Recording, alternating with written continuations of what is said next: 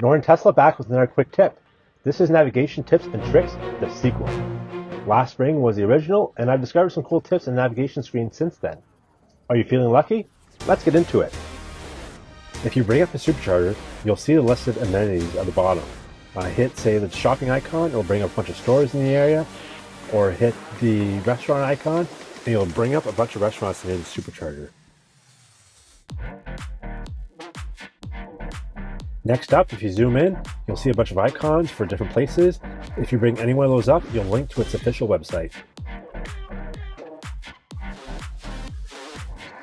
Alright, not judging, but if you need to delete an address in your history, for whatever reason, just swipe right, it's gone. No questions asked. Alright, next up, you're going to see these two icons on the right, Hungry and Lucky. If you're feeling bored and can't think of anything to do, just hit that Lucky button. It'll bring you somewhere fun. If you can't decide what you want to eat, just hit Hungry. It'll suggest some spots, it'll bring you right to it. Don't like the one I picked? Hit it again. I hope you learned something new and take advantage of these little hidden features.